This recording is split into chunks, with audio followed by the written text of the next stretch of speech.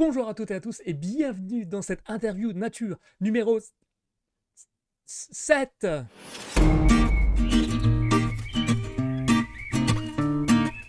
Je suis très fier de recevoir aujourd'hui Sandra Bérénice Michel, appelée également Atmosphère Sauvage. Sandra est connue pour être photographe animalier naturel et également vidéaste. On la connaît sur l'ensemble des réseaux sociaux, YouTube, Instagram et également pour la télévision pour des documentaires animaliers qui passent carrément sur Ushuaïa TV et également TF1, donc carrément auteure et réalisatrice, et également télépilote professionnelle au niveau du drone et animatrice nature. C'est quelqu'un qui est très engagé sur le respect de l'environnement, sur le réensauvagement, et selon elle, je la cite, protéger le vivant qui nous est cher passe, selon moi, par la transmission. Je vous souhaite une excellente interview. Salut Sandra, je suis très content de te retrouver dans cette interview nature. Merci d'avoir accepté mon invitation. Comment tu vas? Merci Nicolas, je suis très contente d'être là. Ah C'est bah, toi qui m'invites, donc voilà, je suis, me voilà je enfin. suis hyper excité. Merci beaucoup d'avoir accepté cette invitation. Ça fait longtemps qu'on essaie de se programmer ça et ça y est, on a enfin réussi. On est là. T'es dans ton chalet, je suis dans ma campagne. Écoute Sandra, je pense que tu connais le principe de l'émission, mais je te le rappelle. On va passer 20 questions ensemble. Je vais te poser 20 questions. Et ces questions, elles peuvent te poser des problèmes justement, tu vas aimer, pas aimer, etc. Et donc tu vas avoir 4 petits animaux qui sont autour de nous qui vont te permettre de te défendre face à méchantes questions, que je te les rappelle. Tu vas avoir le cerf, le brame du cerf, donc tu vas pouvoir me bramer dessus, le cerf va me beugler dessus, et ça va m'empêcher de te poser la question. Donc on la zappe, on la censure, on passe à l'étape suivante. On va ensuite avoir le renard. Le renard, c'est pareil, c'est un animal qui est très intelligent, il va être capable de changer quelques mots. Donc s'il y a une question qui t'embête avec des mots qui t'embêtent, eh bien tu vas pouvoir changer des mots. Je te pose la question, quelle est ta couleur préférée? Tu n'aimes pas trop. Tu me dis maintenant je préfère répondre à quel est mon appareil photo préféré, par exemple. Et c'est parti. Le troisième, ça va être le pigeon voyageur. Donc c'est simplement le fait que tu stoppes une question et tu envoies la question au prochain invité. Et le dernier animal, ça va être le papillon, pour faire en fait l'effet papillon. Donc si jamais pareil, il y a une question qui t'embête, tu me mets un petit coup d'aile de papillon et ça va me permettre tout simplement de répondre moi-même à ma propre question pour moi-même. Ok. Est-ce que j'ai été clair? Ça va? Ça te paraît J'ai compris les règles, c'est parfait, je suis prête. Ok, on est parti. Alors Sandra, on te connaît pour tes stages photo également, et puis on connaît ton environnement incroyable où tu vis, etc., quand on voit tes stories Instagram, etc. Et je me dis que du coup, le pistage doit faire quand même partie de ta vie de tous les jours. Et donc, entre pisteurs, ma première question, c'est quel est pour toi le premier élément qui souvent te permet de pister? Quelle est la première chose que tu vas repérer de manière générale, que ce soit une empreinte, que ce soit une coulée, que ce soit il y a beaucoup de neige chez toi, donc moi je ne connais pas du tout, par exemple le pistage en neige. Voilà, quel est le premier Mmh. élément que toi tu vas repérer? En fait, pour moi, à vrai dire, c'est pas sur le terrain, Ok. c'est la carto. Ah. Peut-être que j'en étonne quelques-uns et je vous donnerai un élément sur le terrain après, mais on va déjà commencer par la carto. Ok. Donc en fait, je vais utiliser des cartes IGN au 25 millième et je vais les étudier comme si j'étais, moi-même l'animal que je recherche. Je vais regarder quelles essences d'arbres je vais avoir sur telle forêt. Est-ce que j'ai des clairières? Est-ce qu'il y a des cols? Est-ce qu'il y a des sentiers pour accéder, à la zone où je veux aller? Je vais regarder la réglementation. Plein d'éléments comme ça qui vont me permettre de me dire: «OK, là vraiment il y a un endroit, ça fait entonnoir, ça se resserre. J'ai, telle zone forestière qui est propice, au repos. Derrière, j'ai une falaise qui peut être propice aussi à venir se cacher, se mettre à l'abri». Voilà, je vais analyser et décortiquer vraiment toute la carto avant de commencer à me dire: «Maintenant je vais sur le terrain». On va dire que c'est la première étape. Ok, ah, c'est quand même quelque chose que moi je ne fais absolument jamais, tu vois. Parce que souvent peut-être que je reste à côté de chez moi, mais c'est génial ce que tu viens de dire. En fait, tu viens de m'ouvrir les chakras et de m'ouvrir des nouvelles possibilités en pistage. C'est quelque chose que je fais absolument jamais. C'est génial ça. Bah écoute, cette première question est topissime puisqu'on apprend déjà quelque chose dès la première question. Je te remercie beaucoup. On va passer à la deuxième. Sandra, deuxième question, celle-là, elle m'excite OK. également beaucoup. Allez, on te suit hein, sur les réseaux internet et comme ça, et on sait que tu es en train de faire des choses, que tu as déjà fait des belles vidéos YouTube sur cet animal qui est le loup. Et du coup, ma question, je l'avais déjà posée à Johan Clément là-dessus, mais raconte-nous, s'il te plaît, si tu veux bien, ta première rencontre avec un loup sauvage. La première rencontre, elle est pas, comment dire? Il y a de l'émotion, mais c'est jamais ce qu'on attend, en fait, hein. Ouais. On a beaucoup même pour l'animalier de manière générale, que ce soit un loup ou un autre animal, quand on se met à rêver comme ça et à commencer à chercher un animal, on a quand même un petit peu d'attente. J'ai appris avec le temps à arrêter d'avoir de l'attente, Ouais. mais à ces périodes-là, il y a quelques années, j'avais quand même de l'attente et donc cette première rencontre, elle a rien de vraiment extraordinaire. Je venais de trouver une carcasse fraîche, en fait, et c'était vraiment sur le début du suivi du loup sur le massif, pour faire remonter des données au réseau Loulinx, et c'était, je crois, la deuxième fois que j'ai installé un piège photo. Donc ça commence à remonter quand même un peu en arrière. Je crois que ça OK, fait 6-7 ans, quoi. OK. Et donc je trouve cette carcasse, je me dis: «OK, vite, il faut installer un boîtier, il faut réussir à prouver, même si les traces étaient là, si c'est bien un loup et pas un chien», parce qu'on peut encore un peu confondre au début quand on Ouais. connaît pas bien. Oui. Je fais mon installation de caméra, je m'en vais, je quitte la zone, je ne touche à rien. Je repars et au bout de 20 minutes, je me dis: «Mais Sandra, tu n'as pas mis ta caméra sur on». Ça arrive ça arrive au Enfin, meilleur. Vous voyez comme quoi ça arrive même au meilleur. voilà. Je débutais, c'était il y a 6 ans, Ah donc ouais, ça beh, fait d'accord, longtemps d'accord. et du coup, j'ai appris de cette Ah bah, erreur, tu je ne la m'étonnes, reproduirai plus tu m'étonnes. et donc je me dis: «Attends, est-ce que tu es sûre que tu l'as allumé?» Donc je me dis: «Là, il y a quand même, heu, un risque. Mmh. C'est que si j'y retourne, Oui. je peux le croiser, le Mmh, déranger, mmh. ça me plaît pas trop». Sauf que je me dis: «Arrête de réfléchir, il y a la nuit qui va tomber. Si tu y vas avant que la nuit tombe, tu as quand même des chances de pouvoir remettre sur on et Ouais, partir ouais, très ouais, vite. ouais, ouais. Donc j'arrête de réfléchir, je fonce». On arrive la nuit en montagne, l'hiver, elle tombe quand même très, très vite, c'est-à-dire qu'à 16h30, D'accord, voilà, tu es déjà au crépuscule. d'accord. Donc j'ai pris la frontale, j'étais accompagnée d'un ami qui piste avec moi et on avance tout doucement et en fait, la carcasse qui était, à l'origine sur, vraiment le bord, sur la lisière, elle est tombée et elle est sur la piste devant nous. Donc on s'arrête déjà net, on se dit: Oh. «OK, là, mince, Et c'est il passé s'est combien de passé un temps entre truc». les 2? Entre le moment où tu as posé et tu es revenu? 45 minutes, Ah ouais, OK. 45 minutes, qu'on se dit: «Oups, il y a quelque chose qui est passé». Mmh, On ne sait pas encore quoi, donc mmh. on avance très, très doucement et là, à ce moment-là, on regarde la carcasse, mais oh, j'ai ressenti, en tout cas moi et l'ami qui était avec moi, ça a été la même chose. On a ressenti vraiment une présence puissante, quoi. Un truc D'accord, où tu te sens pas grand-chose d'accord, et on a levé la tête vers la forêt et là, on l'a vu avec ses yeux qui brillaient, qui nous regardaient. Il attendait, il était assis. Il OK, attendait juste qu'on s'en aille. OK. Donc il vous avait capté depuis Donc longtemps certainement? ouais, il avait certainement senti avant même qu'on Mmh, commence mmh. à arriver et il était posé, il attendait juste qu'on s'en aille pour finir. Donc j'ai fait: «OK, bon, la preuve, je l'ai. Très bien, il est là. Rappuyons très vite sur on et partons». Mmh. Mais voilà, donc cette première rencontre, elle c'est pas les rencontres dont on rêve, en tant que photographe ou autre, mais c'est une rencontre qui m'a Ouais. permis, moi, dans le suivi, de confirmer que la présence du loup était bien effective C'est sur le quand même massif. pas mal, hein, on imagine très bien, on imagine très bien avec tes mots, en fait, la situation. Je viens de la revivre, hein. J'étais là, j'étais avec toi, hein, tu vois? Donc tu racontes bien les histoires et merci pour ce partage, c'était très intéressant. Merci beaucoup. Bah, de rien. On arrive à la question numéro 3. Comme tout photographe animalier, au bout d'un moment, on est forcément en contact avec des chasseurs, que ce soit de près, de loin, sur les réseaux sociaux ou en direct. J'ai déjà vu que tu avais quelques petites mésaventures avec des pièges photos. Ma question elle est très simple, c'est quel est le rapport que tu as avec les chasseurs dans ta zone, dans ton coin? Cette question, elle est intéressante. J'aurais presque envie de te la retourner parce que ta réponse m'intéresserait OK, et intéresserait peut-être les gens qui nous regardent. ouais, Hem, mais je vais quand même y répondre pour l'instant parce qu'on est vas-y, qu'à la troisième question. vas-y, Je vais vas-y. préserver mes jokers.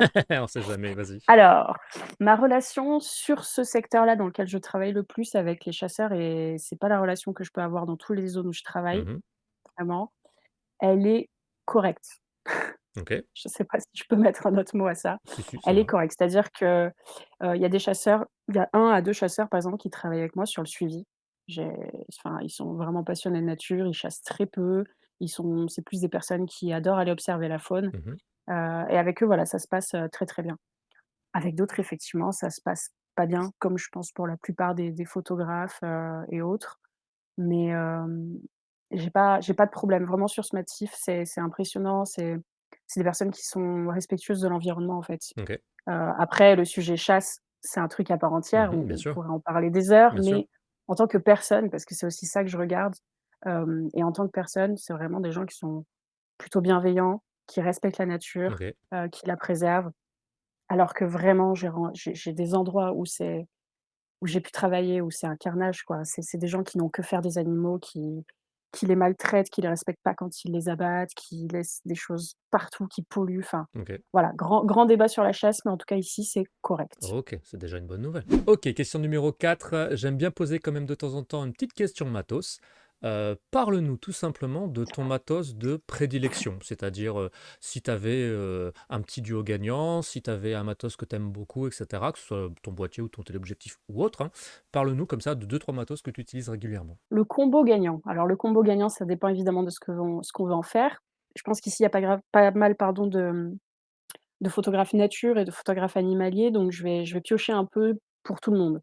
OK. Hem, Moi personnellement, c'est un matériel que je n'ai plus, mais que j'aimerais réavoir, parce que je suis passée beaucoup plus à la vidéo, donc j'ai dû changer. Mais pour moi qui travaille chez Nikon, spoiler alerte, les marques, on s'en fiche Ouais. clairement, Ouais, ouais, on d'accord? est On s'en d'accord. fiche, c'est votre confort, c'est tout est la même chose. Donc bref, moi je suis chez Nikon et donc chez Nikon, j'aime beaucoup le D850. Mmh. C'est un boîtier qui est magnifique. Heu, Comment dire? Bon, on est sur un plein format, donc forcément on peut avoir un bokeh très intéressant.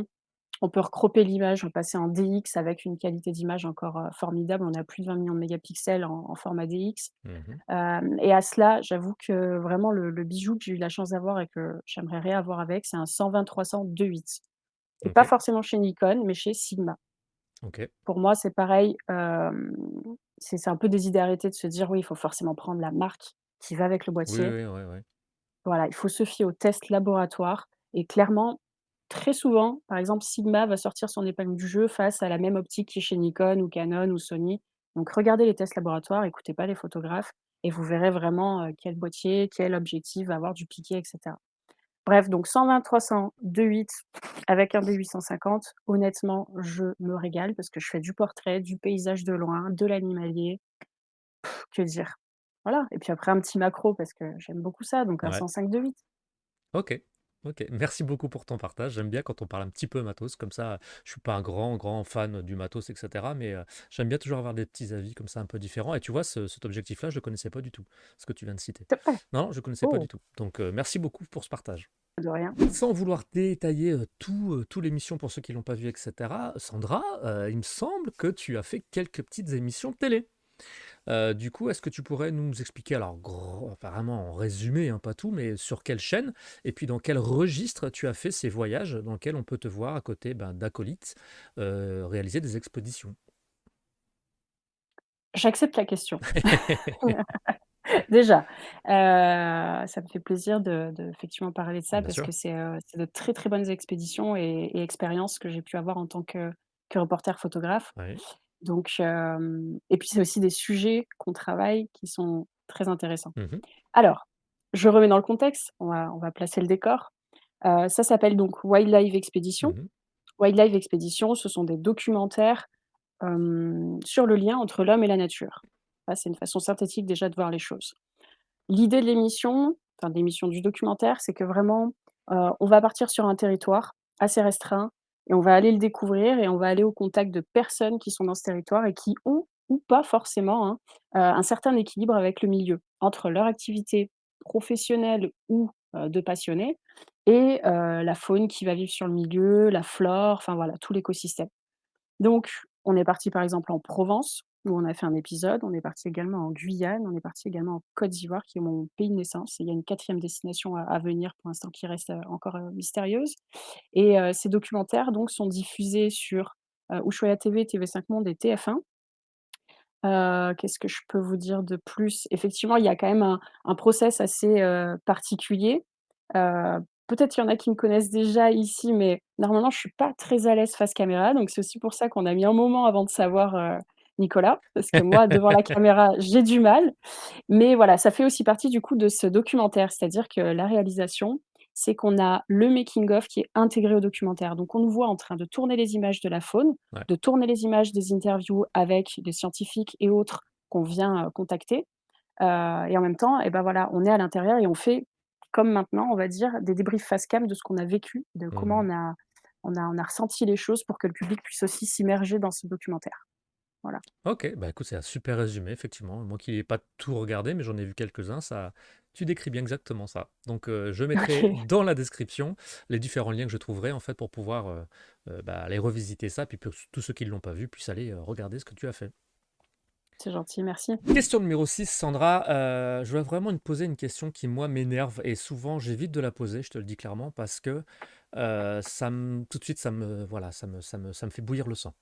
euh, on est quand même en 2022 dans une époque où il y a de plus en plus de personnes qui aiment la nature, qui essayent de la préserver, et puis Mmh. qui en font aussi, si tu veux, leur passion, hein, que ce soit les photographes animaliers, les youtubeurs, puis je suis dedans, hein, moi je m'inclus dedans, hein, tu vois, ça fait 13 ans que je fais du pistage, mais ça fait que 3 ans que je suis sur YouTube, enfin bref. Et ma question est la suivante, c'est pourquoi, selon toi, tous ces gens qui font du beau ou des photos, ou qui apprennent aux gens à faire de la photo, ou qui se font des balades, etc., pourquoi est-ce qu'il n'y a pas plus de personnes engagées dans cette protection animalière, dans cette protection de la biodiversité? Il y a beaucoup de gens qui partagent du beau, mais voilà, il y a quand même très peu de personnes qui vont s'engager bah, avec AVA, avec Aspas, avec Aves, avec la LPO, qui vont le dire, qui vont se mettre en côte à côte. Enfin, tu vois, alors je prends l'exemple de l'ami des lobbies, mais bon, il y a une juste mesure, hein. Mais voilà, ma question, elle est là. Pourquoi est-ce qu'on n'est pas plus nombreux à défendre ouvertement les animaux sauvages? Question qu'on pourrait même voir un peu de façon philosophique, donc déjà je vais tenter d'y répondre. Ok. Je suis pas sûre d'avoir toutes les Tu toutes peux, tu les peux toutes les utiliser clés, hein. tu peux utiliser un animal si jamais ça te coince et que tu peux changer quelques mots ou autre, hein. Mais elle est intéressante, donc on va essayer de la Vas-y. creuser, ensemble. Alors, déjà, moi j'aimerais, peut-être qu'on réfléchisse chacun, hein, à quelle est notre définition de l'engagement. Si pour la plupart d'entre nous, l'engagement, c'est effectivement ça, c'est de par exemple sur les réseaux ou sur nos sites internet ou, dans notre façon de partager les photos, montrer, comme tu le dis, heu, qu'on est, qu'on est pour la protection de l'environnement, soit avec les mots, soit avec des collaborations avec des associations. Et ben, il y a quand même pas mal, heureusement, de photographes, mais effectivement, on aurait tendance à se dire, c'est peu suffisant, quoi. C'est peu Ouais, suffisant vu le nombre de photographes qu'on est. ouais. Est-ce qu'on n'occulte pas aussi tout ce qui se passe, derrière les réseaux parce qu'on est, comment dire? On est noyé de ces informations-là et puis finalement on va se dire: «Ah telle personne, bah, voilà sa page Instagram ou son Facebook, ça reflète, qui elle est». Mmh. Mais en fait, peut-être pas. Ces personnes ne montrent peut-être pas tout et ont un engagement peut-être très fort localement avec des associations, mais n'en parlent pas parce que, c'est quelque chose peut-être de l'ordre du privé, ils estiment ça comme ça, je sais pas. Et c'est vrai que les réseaux sociaux, ben, ça nous aide pas parce qu'on est censé, se sentir, voilà, en équipe quand même tous là pour, protéger cet environnement et j'ai un peu l'impression que, comme tu le dis, toi, tu vois, ça t'irrite. Moi aussi, j'ai beaucoup réfléchi à un moment donné, je pouvais me mettre un peu en colère en me disant: «Mais bon sang, mais toi aussi partage ça, c'est important». Mais, ouais, ça a même petit à petit tendance, ces réseaux sociaux, à nous mettre les uns contre les autres, tu vois? À se pointer du doigt en se disant: «Mais ah mais lui du coup, il a pas partagé ça alors que c'est important, Mmh. c'est comme ça Ouais, je qu'on doit comprends. être engagé». Je pense qu'il y en a qui pas qui s'en foutent, mais pour qui la photo, c'est quelque chose effectivement de j'aurais peut-être pas les bons termes, c'est pas quelque chose d'égoïste, mais tu vois, c'est leur plaisir, c'est leur Individuel, ouais, ouais, de moment. passion Voilà, c'est individuelle et individuel, c'est le bien-être, c'est voilà, ils veulent voir des animaux, ils veulent attraper des animaux. Il y a un côté un peu, tu sais, maintenant sur les enfin, que je vois de plus en plus, que ce soit sur YouTube ou autre, qui moi m'agace un petit peu aussi, tu vois? C'est ce truc de Pokémon et de je collectionne les animaux, genre: «J'ai fait telle photo, regarde, c'est bon, c'est ouais, coché», ouais, ouais, c'est rigolo que tu me parles de ça, mais ouais, je et comprends exactement. et je me dis que si déjà on a cette façon-là de voir ou d'envisager l'environnement qui nous entoure, si on se dit: «Ah ouais, bah, voilà, j'ai fait tel animal», Mmh. c'est qu'on n'est toujours pas suffisamment connecté. On a notre lien au vivant qui est toujours pas, de toute façon il est perfectible, mais il est toujours pas en harmonie avec, la façon dont on devrait vivre avec cet environnement pour ensuite se dire: «Bah, je m'engage parce que finalement ça me touche». Tu vois? Si Oui. pour quelqu'un juste, aller faire une photo, c'est voilà, avoir sa photo, avoir des likes et dire: «OK, j'ai fait tel animal, je passe au suivant». Mmh. Je vois pas trop comment Mmh. cette personne Mmh. pourrait ensuite se dire: «Bah, je m'engage, je pense que Ouais. c'est important, je me rends compte Bah, que». c'est exactement ça, Sandra, je me permets d'intervenir. Ouais. La course aux Pokémon, pour te dire, moi j'ai déjà quitté des groupes de photographes, hein, clairement, Mmh. parce qu'ils étaient en train de faire ça, hein, ils étaient en train de faire une liste, et ils se considéraient comme bons ou pas bons s'ils n'avaient pas eu le martin, le cerf, le chevreuil, enfin tu vois, c'est un truc comme ça. Donc moi Ouais, ouais. j'ai quitté automatiquement ce groupe-là. Mais c'est surtout que, pourquoi je t'ai posé cette question-là? Parce que j'ai l'impression que montrer le beau ne suffit plus. C'est-à-dire que Bien sûr. montrer le beau, j'ai pas envie de te dire que tout le monde peut le faire, mais n'importe qui a un petit téléphone et qui photographie une coccinelle dans son jardin va montrer le beau. Mais j'ai l'impression que montrer le beau, ça ne suffit plus. L'émerveillement, j'ai l'impression que ça ne suffit plus, en fait, justement, que les gens sont un peu, lassés, en fait, de ça. Et le deuxième truc, c'est pour te dire pourquoi je te posais cette question-là, c'est parce que moi, j'ai pas fait beaucoup de vidéos engagées. J'en ai fait, Mmh.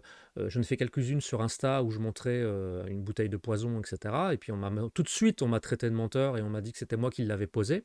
Également, lorsque j'ai fait l'interview d'Ava, je pense que c'est la vidéo qui a eu le plus de dislikes et c'est la vidéo qui m'a malheureusement confronté à une certaine violence par le biais de mails ou de messages privés de personnes mal Mmh. intentionnées qui ont tout de suite enchaîné sur des insultes, etc. Donc il y a aussi ce côté, quand je m'engage, et je pense que c'est une des raisons, j'ai pas envie, quand je dis ça je sais pas, hein, je pense à la place des gens, hein, j'en sais rien, ils ont peut-être pas envie, ils n'ont pas l'énergie de subir ça, parce qu'ils sont assez intelligents pour se dire, attends, mais si je fais ça, je vais avoir le retour du bâton et je vais m'en prendre plein la gueule. Donc j'ai pas envie de faire Ouais. ça. Et donc j'ai l'impression que voilà, peut-être que il n'y a pas ce petit déclic en disant je m'engage parce que j'ai pas le courage de telle ou telle personne, ou j'ai pas envie d'avoir tel ou tel Mais truc, voilà, etc. n'oublions pas quand même que je pense qu'il y a des gens qui peut-être effectivement, agissent mais on le voit pas, et ne le disent pas quoi. Ouais. Voilà, soyons positifs, Merci même pour si cette je pense que réponse. ça suffit pas. On arrive à la question 7, question qui est un petit peu plus rapide, enfantine, niais, mais qui est sympa, légère. Quel est, tout simplement, ton animal totem? Moi, je me suis pas attribué personnellement, de mon plein gré, un animal totem. Ok, J'ai découvert que j'avais 2 animaux totems ok, et je l'ai découvert lors de je me suis ouverte à faire de la méditation, des choses comme ça ok. et des choses que j'aurais pas forcément fait avant, mais voilà et en fait, effectivement, j'ai 2 animaux totems, c'est le loup et l'aigle royal. C'est tout ce que je peux dire. Ça me va très bien. En tatouage sur l'épaule, non? Non. Avec la Harley Davidson, tu sais, ou le t-shirt. Mmh. Merci pour ce partage Non, qui est non. quand même relativement intime, Bah, de donc rien. merci de nous l'avoir divulgué. Allez, question numéro 8. Je ne sais pas si c'est encore le cas, je ne sais pas si tu as déjà pensé à ça, mais quel est l'animal que tu n'as encore jamais ni rencontré ni photographié et que tu rêverais vraiment, là on parle du rêve, hein, de Mmh. juste de voir peut-être, ou juste de voir, juste faire une photo classique, et on ouvre ça bien évidemment au monde entier. Donc on va ouvrir tous ces chakras, on va prendre toute notre belle planète bleue. Vas-y, quel est l'animal que tu souhaiterais rencontrer et photographier? Il y en a trop Allez, et un ou 2, pas un ou 2. forcément, donc je pose mon papillon juste là. Je me prends le papillon dans la tête et donc je réponds, eh bien, à ta place. Eh bien, écoute, moi, je vais être, j'en ai 2. Il y en a un qui est très, très, très classique et puis il y en a un qui est utopique. Le classique, c'est le mélès-mélès, c'est le blaireau. Le blaireau, il a avec moi, c'est une histoire très complexe, puisque si tu viens un jour dans l'Oise, je peux te faire visiter les blaireautières que je connais très bien, je connais les familles. Et malheureusement, les familles, elles sortent entre 23h30 et 3h du matin. Et j'ai beau y aller en plein mois de juin, c'est toujours pareil. Donc c'est très compliqué pour Mmh. moi de les voir en plein jour, même si je sais que sur Compiègne, donc là où j'habite, c'est à 25 km de Compiègne, il y en a qui sortent à 13h30, tu vois. Donc le blaireau, j'ai une affection tout particulière pour lui parce que c'est le premier animal qui m'a fait pleurer. Mmh. En découvrant les premières images de pièges photo. J'étais avec mon fils et je l'ai retrouvé et je l'avais posé avec mon fils et on a été retourné 3 ou 4 jours plus tard, j'étais un peu débutant, etc. Puis on voit le blaireau, enfin bref. Le deuxième, c'est l'élan. L'élan, je le trouve d'une majesté incroyable. Je trouve cet animal d'une beauté, d'une majesté, d'une puissance corporelle incroyable. Donc Mmh. voilà, c'est l'animal. Alors quand je dis utopique, c'est parce que j'ai pas forcément les moyens de partir là-bas, et puis qui sait, un jour dans mes vieux jours, j'y arriverai peut-être. Mais je pense que si j'en vois un, je sors même pas l'appareil photo tellement je serai tremblant. Mmh. Ouais, bah, je te le souhaite, je te le C'est souhaite. gentil. Alors, question numéro 9, on va pas être trop long parce que c'est pareil, c'est une question, on pourrait durer des heures. L'éthique en photographie. On va pas détailler toute l'éthique, on va juste parler d'un comportement qui t'énerve le plus. Pour ceux qui ne connaîtraient pas trop ce que c'est l'éthique, on pourrait résumer ça de façon très grossière sur les comportements et la philosophie à adopter quand on se balade dans un environnement sauvage pour éviter au maximum de déranger les animaux. Voilà, je résume comme ça très grossièrement.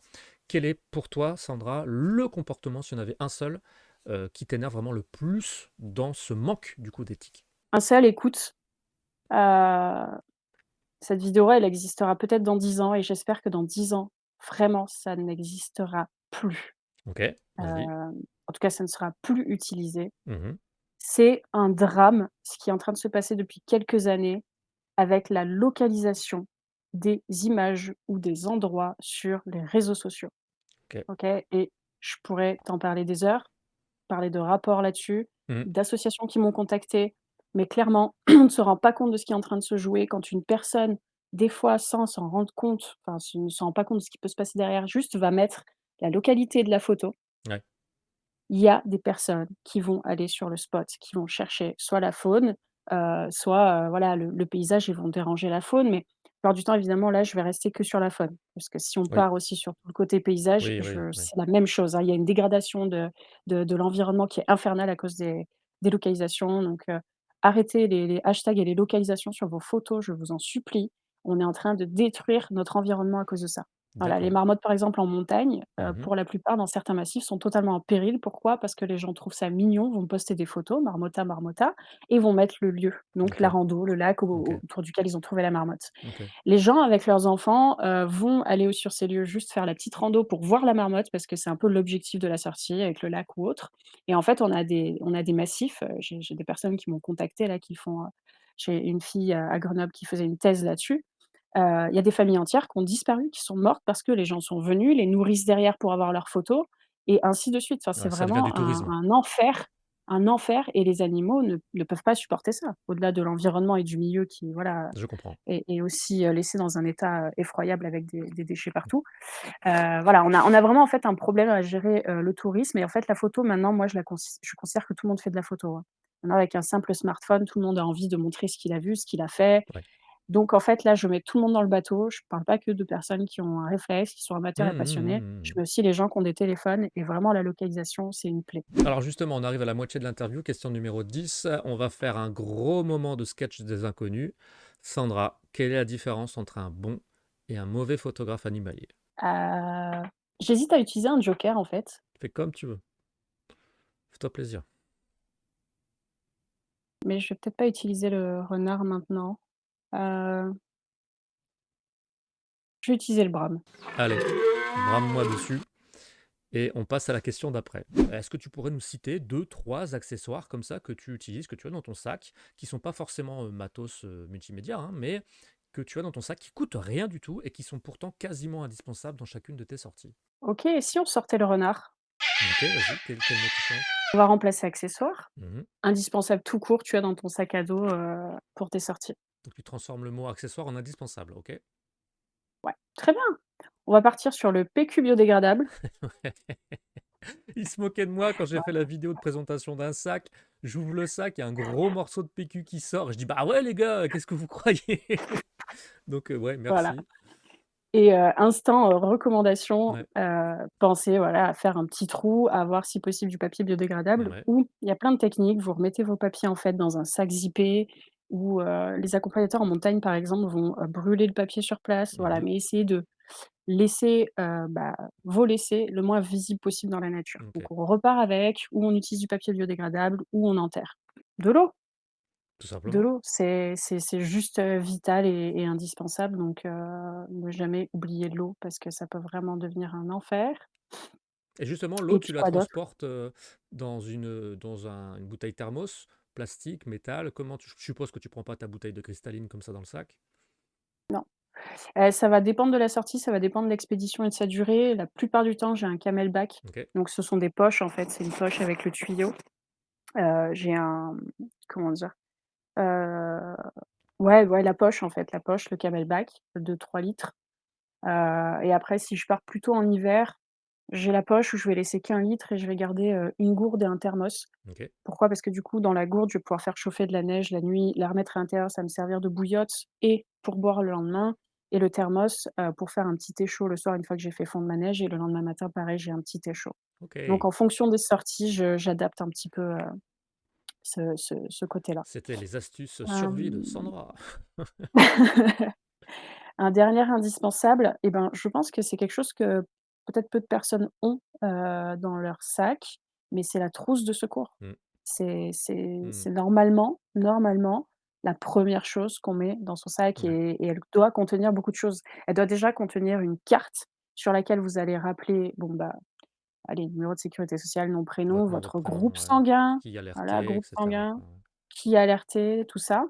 et puis après, bah, toute la panoplie de la trousse de secours parce que des fois, c'est peut-être pas pour vous, mais vous pouvez vous retrouver confronté à quelqu'un ou un animal blessé et n'avoir strictement rien, en fait, pour aider cette personne. Question numéro 12, Sandra. Alors là, je m'adresse plutôt aux viewers qui regarderaient cette vidéo et cette interview, qui sont plutôt comme moi, dans un environnement campagnard, terrain plat, forêt, bois, champ.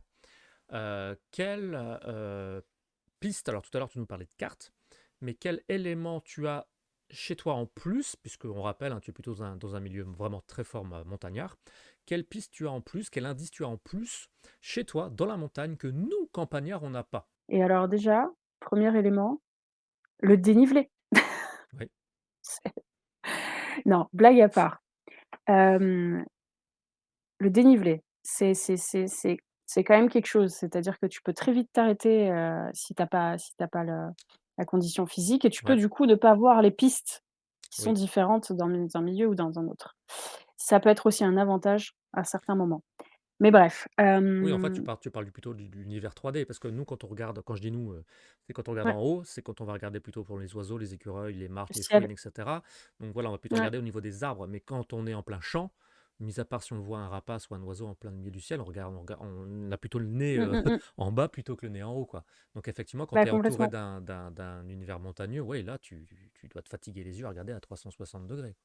Ouais, ouais, ouais, complètement. À part ça, honnêtement, je vois pas de, comment dire? Ça me va très bien. De différence franche parce que, après il suffit effectivement, bah, de s'adapter, au type de faune qu'on peut Ouais, trouver et donc d'aller se renseigner dans un bouquin, de se dire: «OK, alors ici, il y aura des hermines, il y aura des martres, il y aura tel rapace nocturne, ouais, telle faune». ok. Bah, voilà, prendre des renseignements sur les indices de présence que vont laisser cette faune, mais ce sera exactement le Donc même fonctionnement, quoi. on va dire peut-être matos d'escalade, je dis petit matos, hein, tout petit, donc on va dire, conditions physiques et puis dénivelé, quoi. Ouais, Tout ça fait qu'il y a une différence. OK, ça marche, c'est noté. ouais. Je voudrais que tu nous Mmh mh. décrives une photo en particulier et que tu nous expliques un petit peu, alors brièvement, l'histoire de cette photo, de celle que tu veux nous partager.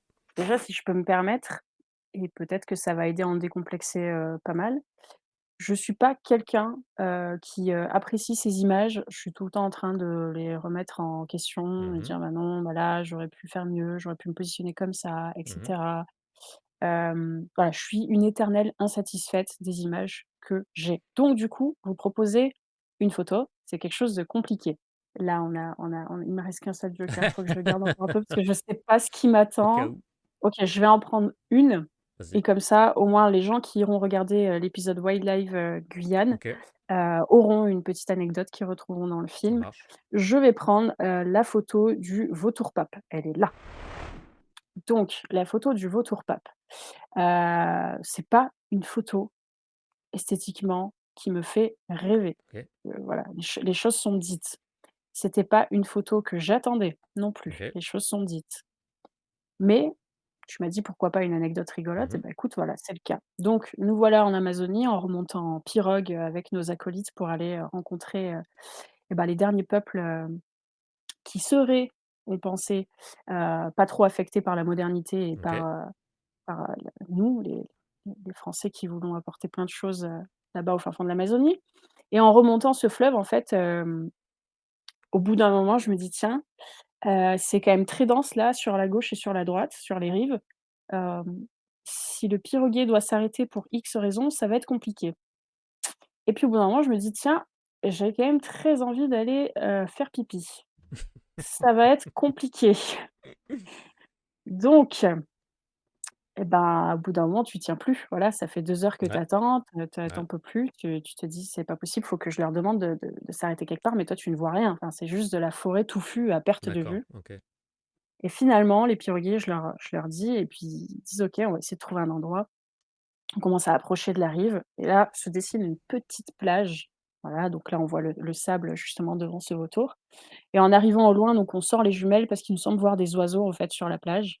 On sort les jumelles, on regarde et là, ceux qui s'y connaissent bien mieux que moi, parce que moi, je ne connaissais pas ce rapace, crient tout de suite, «Il y a un vautour pape!» Alors il y avait des urubus, il y avait d'autres vautours, hein, OK. avec et il y avait, en fait, le reste, d'une panse, voilà, de quelle proie, je ne saurais pas, sur le bord de la plage.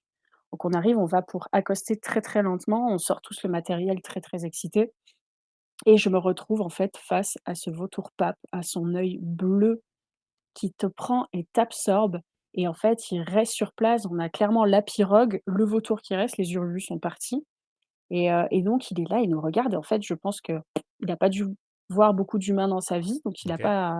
il a pas pris conscience, de si on était un danger ou pas, Ouais. mais on est resté face à lui un moment certain. Je n'en pouvais plus donc, soyons clairs, hein, je continue à déclencher, à tilter parce que j'avais conscience que ce moment était important, qu'il Ouais. fallait Ouais. absolument le graver, que ce soit en filmant ou en photographiant Ouais. et donc j'ai eu des photos que moi je ne rêve pas de faire, voilà, j'adore essayer d'aller Ah ouais, chercher des lumières les compliquées, que ça les soit dans photos leur du ambiance. vautour pas pipi, on va appeler ça comme ça.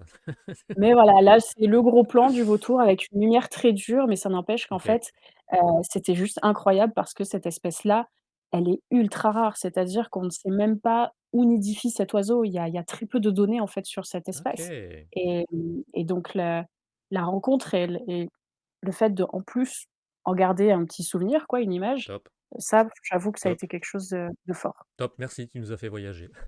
Voilà. S'il y avait un animal qui est pas trop mis en avant et qui le mérite selon toi, alors attention au terme mérite, hein, qu'on s'entend bien, est-ce que tu peux juste nous parler d'un petit animal qui, selon toi, faudrait qu'on y fasse un petit peu plus attention? Bah, pareil, cette question, elle pourrait vraiment, à mon sens, avoir, 1000 réponses Oui, et ça pourrait démarrer avec les insectes, oui. toutes les espèces qui sont bio-indicatrices de leur milieu, les espèces parapluies. Je pourrais te parler du bousier, je pourrais te parler de plein de choses. Donc ce que je vais faire, c'est que je vais utiliser mon dernier joker. OK. Donc je poserai cette question-là au prochain invité. Question numéro 15. Raconte-nous, et là tu es obligé de le faire parce que tu n'as plus de joker, raconte-nous ton plus gros fail photographique. Le plus gros? Et là, elle va dire non, je n'en ai pas, je réussis tout ce que je fais. Non, il y en a beaucoup en fait. Il y en a beaucoup. Il y en a beaucoup, mais on va dire, un qui moi m'a pas forcément heurté, mais je pense que les gens et les photographes qui sont là, beaucoup seraient foudrage.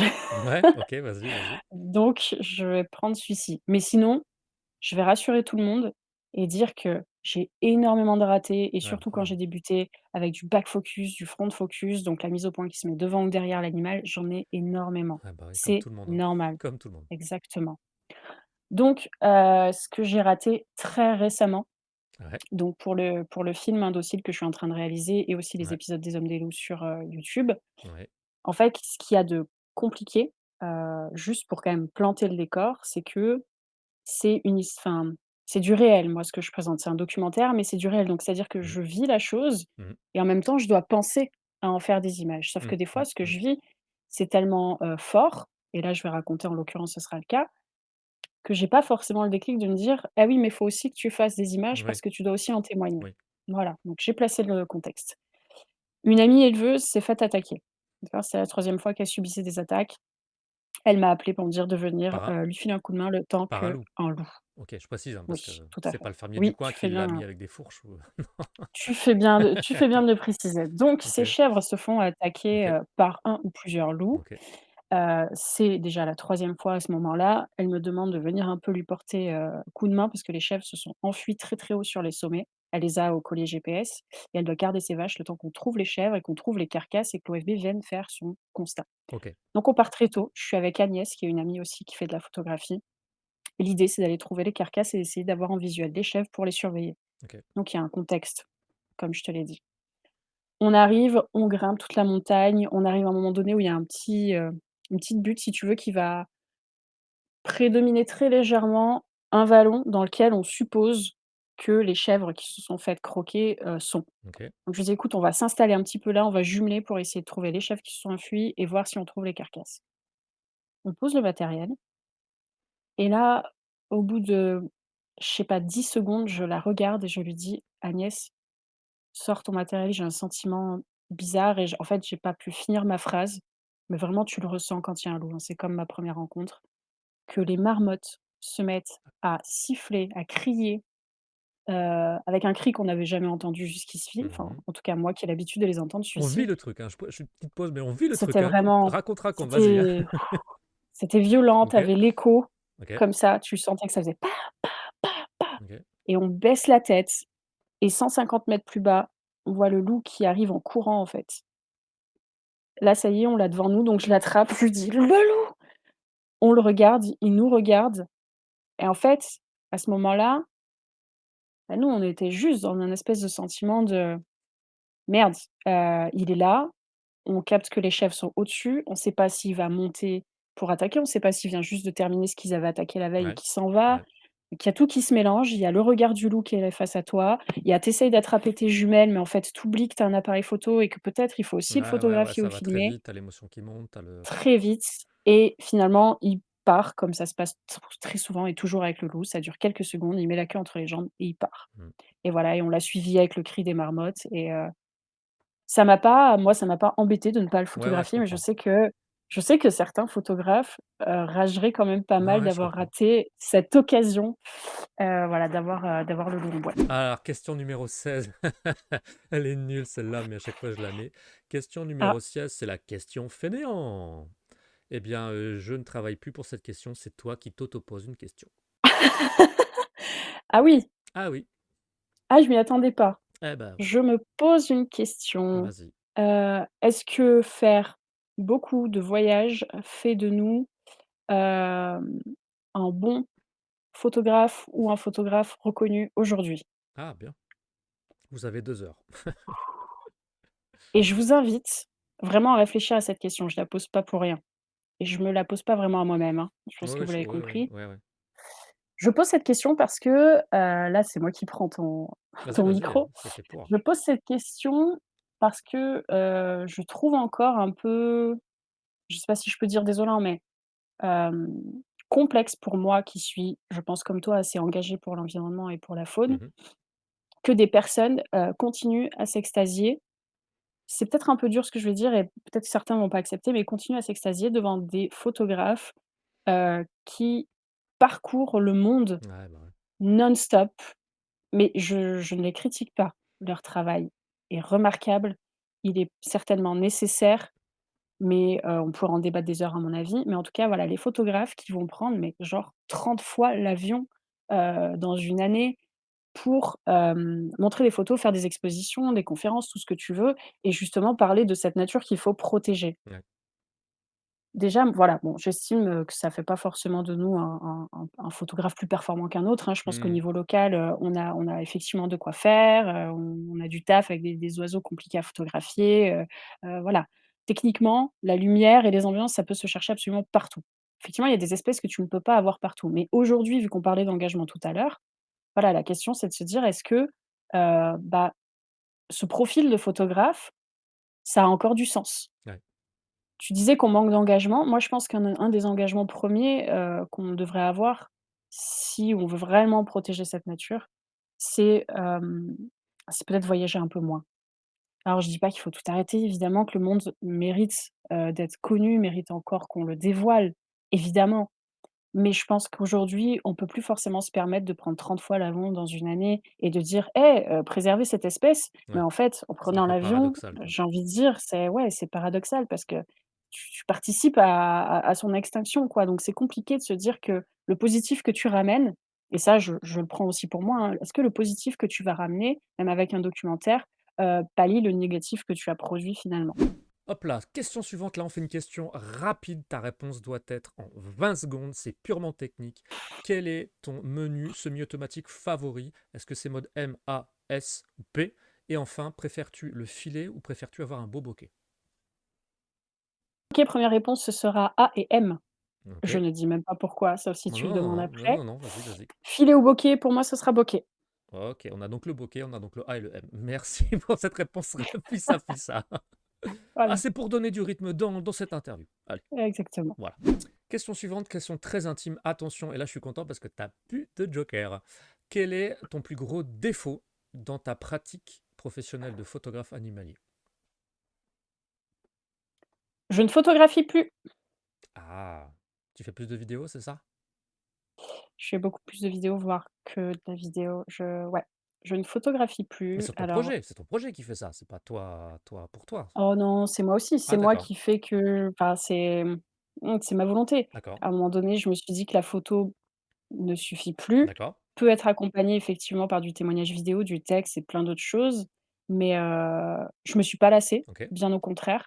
Par contre, j'aime photographier peu des scènes vraiment qui me touchent Mais je pense que ça peut être un défaut aujourd'hui parce qu'on a quand même une espèce de course au contenu, mine de rien et que si on n'est pas dans cette course, si on n'est pas dans cette effervescence, on t'oublie quoi un petit peu. En tout cas, le réseau social fait qu'on t'oublie, donc ça peut être un défaut aujourd'hui, D'accord. pour un photographe, nature ou animalier que de ne pas faire de photos parce que derrière, bah, il va pas ou peu publier. Ok, je Voilà. comprends. Ça y est, il reste plus que 2 questions. Et avant d'attaquer la 20e, et donc c'est l'avant-dernière, la question 19, on en revient un petit peu à l'éthique. Je voudrais avoir ton avis Mmh. sur ces photos, truquées ou pas, où on voit une proximité de dingue entre un animal et un photographe. Et je suis sûr que tu sais de quoi je veux parler. On va voir l'écureuil qui regarde à travers l'appareil photo du photographe. On va voir la mésange qui mange dans la main du photographe. On va voir Mmh. le lémurien sur la tête du photographe. On va voir le renard qui vient Mmh. sur le dos du photographe. Sans réellement réfléchir à, ben oui, ils l'ont appâté, ils l'ont donné à bouffer, mais oui, c'est pas du sauvage, c'est du dompté, c'est bref. Qu'est-ce que tu penses de manière générale de ces photos et de l'image qu'elles peuvent en envoyer? Honnêtement, moi personnellement, je ne consomme absolument pas ces images-là. Si j'en vois une, je tâche de comment dire? Pas bloquer la personne, mais voilà, je Tu je peux ne squeezes pas quoi? voir ce Ouais, contenu-là, ça me convient parfaitement parce que c'est pas une image qui me touche. Déjà, premièrement, je n'y ressens pas d'émotion et parce que comme tu l'as dit, du coup, je vois l'envers du décor en tant que photographe. Mais là, encore une fois, on peut très vite rentrer dans ce système où on va accuser la personne de tout et de rien sans connaître le contexte et je pourrais être la première à le faire, hein, ouais, je l'avoue tout de suite. Hem, ouais, on va tout de suite se dire: «Oui, bah, la personne a nourri l'animal» et cetera, mais il peut parfois y avoir des situations où l'animal a une réelle curiosité pour l'humain, a un réel lien avec cette personne et où donc il y a une proximité. Hem, voilà, qu'est-ce que j'en pense d'un côté éthique? Bah, si on part plutôt sur les photos de renardeaux de très près ou des choses comme ça, c'est tout ce que je déteste. Moi, les animaux dans leur maison, heu, aussi proche, je veux dire la maison de du renard, c'est tout son territoire, mais son terrier, c'est son lit, quoi, c'est son endroit intime, c'est son endroit de sécurité. Qu'on lui foute la paix, quoi, en fait, tu vois? ouais. Parce que ça va, forcément inciter d'autres personnes à vouloir faire ces images-là, forcément inciter d'autres personnes à Ouais, ouais. avoir cette proximité. Donc tous ces styles de photos-là, en fonction des espèces, effectivement, ça va m'agacer, je vais éviter de les regarder, voire je vais essayer de faire un peu de pédagogie, d'en discuter avec la personne. Après quand ça va être, voilà, des écureuils nourris, des oiseaux nourris, malheureusement, il y en a de plus en plus et là, il faut surtout communiquer sur le nourrissage et la façon dont c'est fait parce que c'est très problématique pour l'espèce, ça la met en péril. Tout comme les marmottes dont je te parlais tout à Ouais. l'heure, qu'il ne faut absolument pas nourrir. Donc voilà, j'évite ces photos, ça me transmet aucune émotion, ça donne des envies, mmh, qu'on n'aurait pas eu, enfin que d'autres Ouais, photographes un n'auraient peu pas eu s'ils malsaine, n'avaient hein, pas vu quelque part. ça donc ouais, c'est pas terrible. On n'est pas obligé de rentrer comme ça forcément en contact avec la faune, on est censé quand même préserver, chacun notre environnement. Merci beaucoup. Écoute, Sandra, on arrive à la dernière question. J'aime pas ce moment-là. J'aime pas le moment où c'est presque fini, c'est passé tellement vite. Mais il faut bien que je pose cette dernière question. La dernière question, c'est le défi nature. Si tu regardais un peu Mmh. les interviews, tu sais ce que je vais te poser comme question. Je vais te demander de m'envoyer vers un invité qui sera mon prochain invité ou pas, parce que j'ai déjà eu des fails, hein, j'ai eu malheureusement des échecs où j'ai pas pu contacter les personnes. Enfin, je les ai contactés, mais les personnes m'ont dit non. Donc voilà, vers qui tu m'envoies pour refaire une interview nature. Et mon défi, c'est d'aller contacter cette personne, et puis de ta part, et d'essayer de refaire une interview. Donc grâce à toi, donc quelqu'un qui est autour de la photographie animalière, de la défense animalière, que ce soit YouTube, Instagram, Mmh. Facebook, peu importe. Est-ce que tu as une idée de vers qui tu as envie de m'envoyer? Oui, Roulement de tambour. la réponse sera, tu vas avoir des difficultés à contacter cette Oh, personne parce que même cette pas peur. personne n'est pas très message, voire pas du tout. Même pas peur. C'est une amie proche et même avec moi, les messages, c'est compliqué. Ce sera Léa Colobert. Ok. Léa Colobert, Ok. Enjoying nature je pense que with ça peut me. être exactement, je pense Ok. que ça peut être intéressant. Yes, exactement. Qui a un profil un peu différent de tous ceux que j'ai interviewés. Je suis également bien évidemment son travail. Donc, merci beaucoup de ce défi. Ça me fait très plaisir. Comme ça, avant Mmh. de terminer, est-ce que tu peux rapidement en fait nous faire un petit laïus en fait sur le film et sur le projet que tu es en train de faire? OK, bien sûr.